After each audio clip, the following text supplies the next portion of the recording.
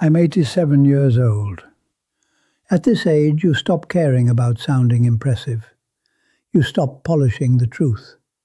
You stop softening the edges to make other people comfortable. What's left is honesty, sometimes uncomfortable, sometimes liberating, always clearer than anything you understood when you were younger. So let me tell you the things no one really talks about. Not because they're secret, but because they don't fit neatly into motivational speeches or success stories. The first lesson is this: most of what you worry about never matters in the end. I don't mean that your problems are fake or that stress isn't real. I mean that the weight you give things is wildly out of proportion to what they deserve. I spent years worrying about being judged, about making the wrong move, about falling behind, about how things looked from the outside. At 87, I can barely remember most of those worries. They dissolved, quietly, without asking permission. What stayed were moments, people, regrets, gratitude. The second lesson no one talks about is how often you betray yourself slowly. Not in big dramatic ways, in small ones. You stay quiet when something matters to you. You agree when you don't mean it. You accept situations that drain you because it feels easier than confronting them. You tell yourself you're being patient, mature, realistic. But patience without honesty turns into resentment. I didn't wake up one day feeling disconnected from myself. It happened gradually, one compromise at a time, one ignored instinct at a time, one "it's fine" when it wasn't. At 87, you realize that self-respect isn't built in grand moments. It's built in the small daily decisions where you choose to honor what you know to be true. Another lesson people avoid talking about is this: being busy is not the same as being important. I confused those two for decades. Being busy made me feel valuable, needed, relevant. It gave me a sense of identity. But busyness is a convenient distraction. It keeps you from asking harder questions. Who am I when I'm not producing? What do I enjoy when no one is watching? Who would I be if I stopped proving myself? When you're busy, you don't have to answer those. At 87, you see how much life you can miss by staying constantly occupied. You look back and realize that some of the most meaningful moments required slowness, not efficiency. Conversations that wandered, afternoons with no agenda, silence shared with someone you loved. Those moments don't happen when every hour is accounted for. Here's another truth that surprises people. Success doesn't protect you from regret. I know people who achieved everything they set out to achieve: recognition, money, influence. And they still reached old age carrying a quiet sense of emptiness. Because success answers the question, can I? It doesn't answer the question, should I? I chased goals without stopping to ask whether they aligned with who I was becoming. I assumed progress was always forward, always upward. Sometimes progress is sideways. Sometimes it's stopping. Sometimes it's letting go. No one tells you how hard it is to release a goal you worked toward for years, even when it no longer fits. Walking away feels like failure, even when staying costs you more. At 87, you understand that changing direction is not weakness, it's awareness. Another lesson no one talks about enough is how fragile health really is. You treat your body like it will always recover, like it will forgive long-term neglect in exchange for short-term productivity. It doesn't. Your body keeps quiet records: stress, sleep deprivation, unexpressed emotion, years of pushing through instead of listening. You don't feel the consequences immediately, which makes it easy to believe you're getting away with it. You're not. At my age, I don't wish I had worked less hard. I wish I had worked with more care. For my body, my mind, my nervous system. Health doesn't just affect how long you live, it affects how well you live while you're here. Another uncomfortable truth. People don't think about you nearly as much as you think they do. I wasted years worrying about how I was perceived, whether I looked competent, whether I said the right thing, whether I disappointed someone. Most of those people were too busy worrying about themselves to notice. You trade freedom for approval that isn't even being actively given. At 87, embarrassment feels like such a small price to pay for honesty. I wish I had learned that earlier. Let me tell you something else people rarely say out loud. You don't get clarity before you make changes. You get clarity after. I waited for certainty, for confidence, for the feeling that I was ready. It never came. Life doesn't hand you clarity as a reward for patience. It hands you clarity as a result of action. Every meaningful shift in my life began with discomfort and doubt, not confidence.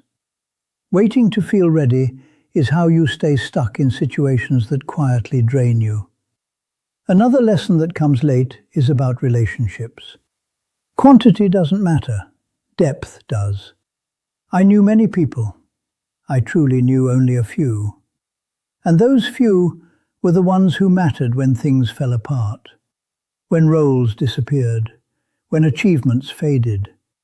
You don't need to be impressive in relationships. You need to be present. Listening without fixing, showing up without being asked, being honest even when it's inconvenient.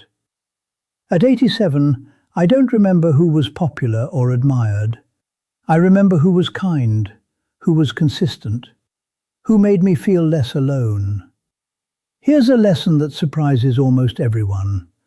Life doesn't get simpler as you get older, it gets clearer. The complexity doesn't disappear, but your tolerance for nonsense does. You stop arguing for the sake of being right.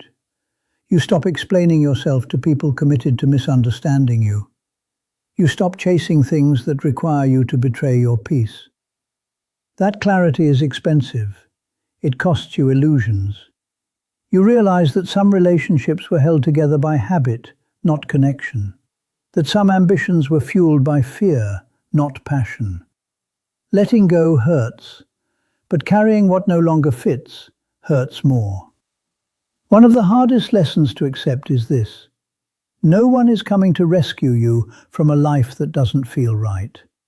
There is no perfect timing, no external permission, no moment when everything lines up and makes change easy. You either choose differently, or you adapt to discomfort and call it normal. I adapted for too long. Another truth no one talks about is how much joy is available in ordinary days. Not in milestones, not in big wins. In simple things, a calm morning, a meaningful conversation, feeling unhurried. I spent years waiting for happiness to arrive with achievements. It was already present, quietly, in moments I rushed through. At 87, I understand that happiness is not something you chase, it's something you notice. And finally, here is the lesson beneath all the others. Time doesn't teach you what matters. Attention does. You can live a long life and never really be present for it. Or you can live intentionally and feel the depth of each day. That choice is available far earlier than people realize. If this is making you pause, don't ignore it. Leave a comment and tell me which part of your life feels out of alignment right now. At 87, people assume regret is about the big mistakes, the obvious ones, the moments where everything went wrong in a single decision. That's not true. The regrets people rarely talk about are quieter than that. They don't come from dramatic failures. They come from long patterns of avoidance that felt reasonable at the time. The first regret almost everyone carries is this: not saying what needed to be said when it mattered. I don't mean angry words or clever arguments. I mean the honest ones. I'm not okay. This hurts me. I need more. I love you. I'm afraid. I forgive you. These words feel uncomfortable in the moment, so we delay them. We wait for a better time, a calmer setting, the right mood. That better time often never arrives. At 87, you remember the conversations you didn't have far more vividly than the ones you did. You replay moments where honesty would have changed the direction of a relationship, or at least clarified it. Silence feels safe when you're young. Later, it feels heavy. Another regret people rarely admit is staying too long in situations they outgrew. Jobs, roles, relationships, versions of themselves. Not because they were trapped, but because leaving would have forced an honest reckoning. We stay because it's familiar, because it looks stable, because other people expect us to, because starting over feels irresponsible. So we endure. Endurance is praised, quietly, relentlessly praised. But endurance without meaning slowly drains you. At 87, you see how many years can disappear this way. Years where nothing was terribly wrong, but nothing was truly right either. Those years don't scream at you. They slip by politely. And one day, you realize you traded vitality for comfort. Another regret that surfaces late is confusing achievement with fulfillment. I chased goals because they gave structure to my days and validation to my identity. Each milestone felt like proof that I was moving forward. What no one tells you is that achievement is a moving target. You reach one goal, and it immediately hands you another. There's no arrival point where you're finally done proving yourself. I don't regret striving. I regret not stopping sooner to ask what all that striving was costing me. Time with people I loved. Health I assumed I could recover later. A sense of presence I didn't realize I was losing. At 87, the applause fades quickly. What remains is whether your life felt like it belonged to you. Another regret people carry but don't talk about is neglecting their health until it demanded attention. We treat our bodies like tools instead of companions. We push through exhaustion, stress, pain, and call it discipline. Discipline has a limit. Your body doesn't punish you for neglect. It simply stops cooperating one day. And when it does, you realize how many experiences you postponed assuming your health would always be there to support them. I don't regret aging. I regret not protecting my health earlier, when it would have given me more freedom later. Another hard truth is this. People regret not resting sooner.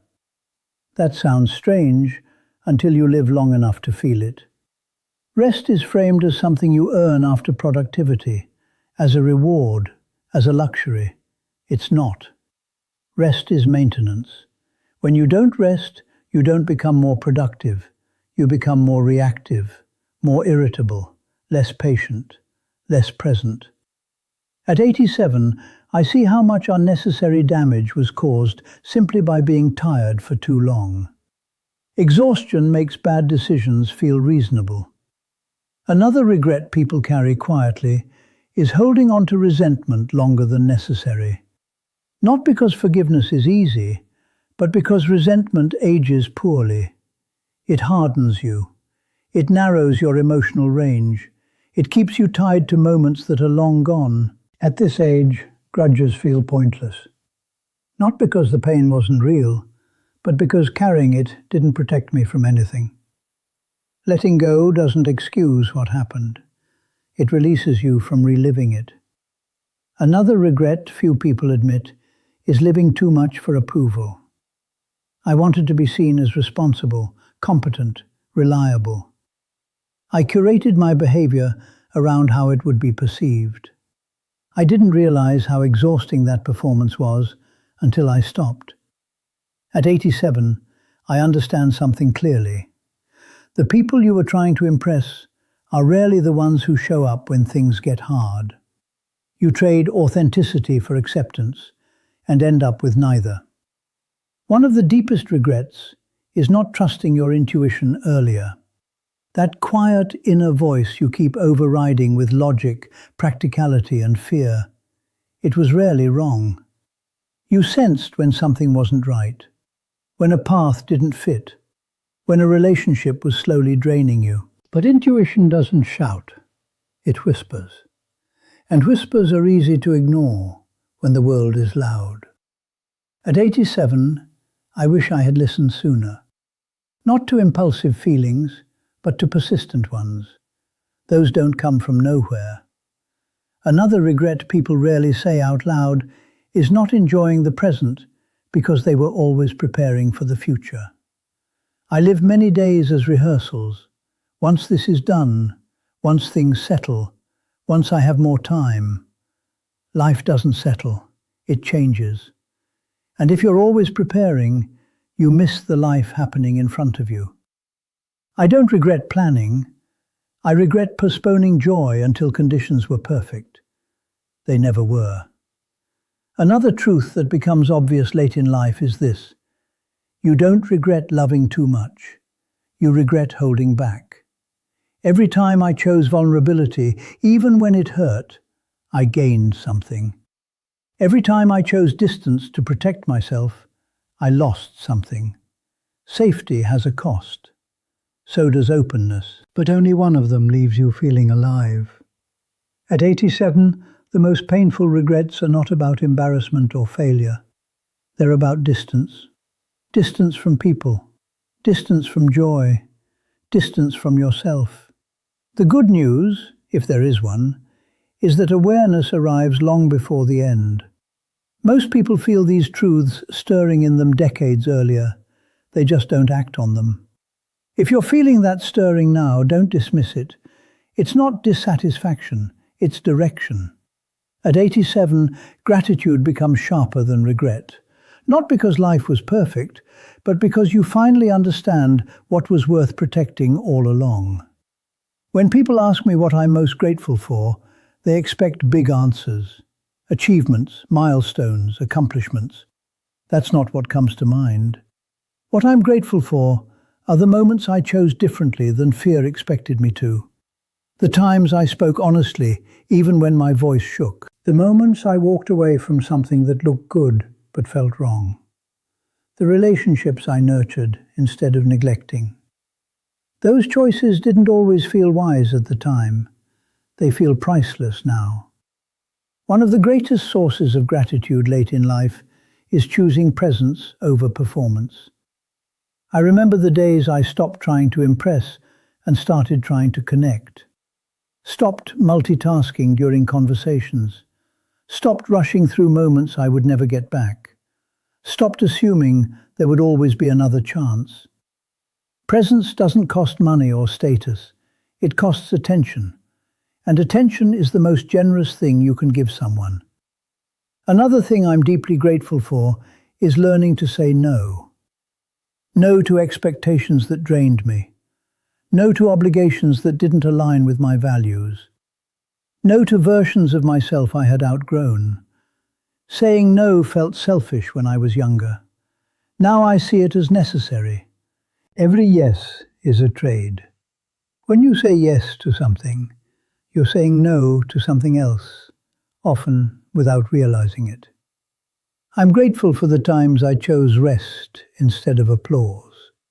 Rest doesn't look impressive, but it preserves you.